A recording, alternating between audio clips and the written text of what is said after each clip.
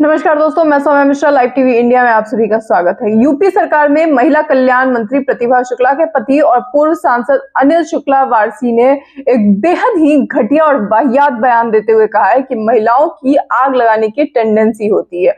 वो जल्दी आग लगाने के लिए उत्सुक हो जाती हैं। उनका भी मरने का कोई इरादा नहीं था। वो चाहती थी कि हम ये करेंगे तो ये लोग भाग जाएंगे, मगर बड़ा हादसा हो गया।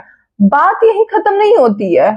अनिल शुक्ला वारसी यहीं पर नहीं रुके। उन्होंने घटना के लिए जिम्मेदार माने जा रहे जिला प्रशासन के अधिकारियों का बचाव भी किया। उन्होंने कहा, बात आज की नहीं है, आगे भी इस तरह की घटना होगी। कोई गैर कानूनी काम होता है और उस पर कोई मर जाता है तो क्या प्रशासन और कानून को इतना ज्यादा खत्म कर देना चाहिए कि वह सही गलत डिसीजन ही नहीं ले पाए?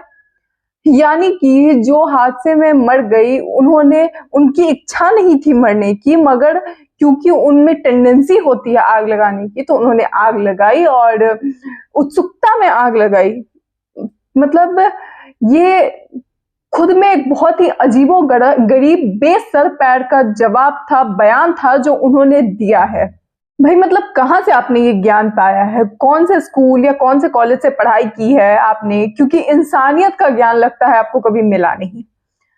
अरे इस लेवल पे तो गोदी मीडिया भी दर्द में आ गई। उसने भी अब आवाज उठाई है उनके लिए।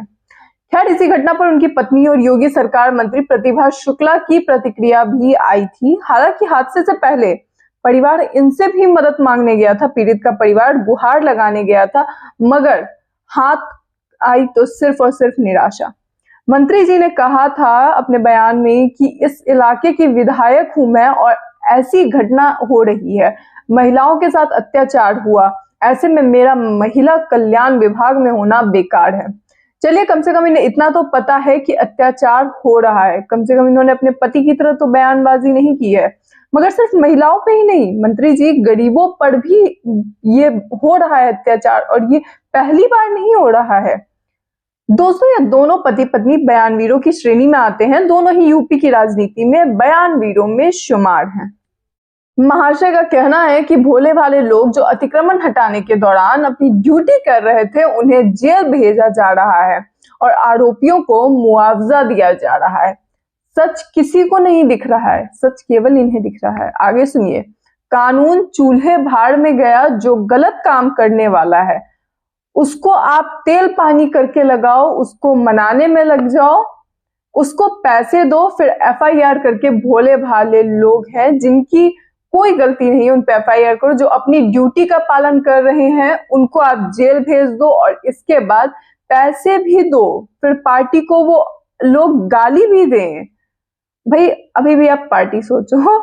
पार्टी 100% गलत है, उनका कहना है।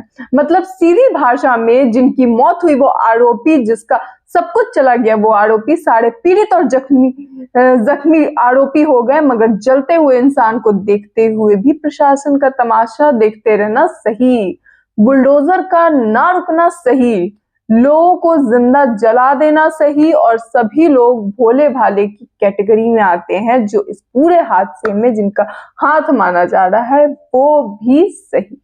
कानपुर देहात जिले में प्रशासन की अतिक्रमण विरोधी कार्रवाई के दौरान मां बेटी की जिंदा जलकर हुई मौत के मामले में एक तरफ जहां सरकार के आला मंत्री से लेकर अफसर तक डैमेज कंट्रोल करने में जुटे हुए हैं ताकि योगी सरकार की फजीहत ना हो, वहीं सत्तारूढ़ बीजेपी के एक नेता को लगता है कि जो हुआ उसमें जिला प्रशासन की कोई गलती नहीं थी, कोई दोष नहीं था। महिलाओं की आग लगाने की टेंडेंसी होती है। मतलब एक गरीब परिवार बिखर गया, उसका सब कुछ चला गया, और एक मृत आत्मा के लिए, एक मरी हुई महिला के लिए जिसकी मृत्यु अभी 2 दिन पहले हुई है, कहा जा रहा है कि महिलाओं में आग लगाने की टेंडेंसी होती है। मतलब बाहरे ज्ञान, बाहरे ज्ञानी नेता। सबसे बड़ा प्रश्न तो आपने यहाँ उठा दिया कि आपके पास इतना भी ज्ञान है कि आप कह क्या रहे हैं? इतनी भी बुद्धि है आप में कि आप जो कह रहे हैं उस चीज को आप समझ सके? पीड़ित परिवार की मदद करने के लिए कानपुर में मैं ब्राह्मण हूँ महासभा चलाने वाले दुर्गेश मणि त्रिपाठी कानपुर देहात पहुंचे थे। उन्हें पता चला था कि विधायक के पास जाने के बाद भी पीड़ित परिवार को मदद नहीं मिली थी। इस बात को लेकर उन्होंने क्षेत्रीय विधायक प्रतिभा शुक्ला और उनके पति अनिल शुक्ला वारसी का विरोध जताया था। इससे झल्लाए भाजपा नेता प्रतिभा शुक्ला और उनके पति ने ब्राह्मण महासभा के अध्यक्ष दुर्गेश पर चप्पल से हमला करने के साथ मारपीट भी की थी। दोस्तों, ऐसी खबर सामने आई थी। फिलहाल सरकार इस मुद्दे को गंभीरता से ले रही है, मगर ऐसे नेताओं को खुद पर शर्म आनी चाहिए और लोगों को भी यह सब देखकर जागृत होना चाहिए कि जाति धर्म करने से कुछ नहीं होगा। सवाल सबको उठाना होगा, अन्याय के खिलाफ सभी को आवाज उठानी होगी, ऐसे नेताओं के खिलाफ आवाज उठानी होगी, तभी लोगों को अपना अधिकार मिलेगा, अपनी आवाज मिलेगी। फिलहाल इस वीडियो में इतना ही। तब तक के लिए धन्यवाद।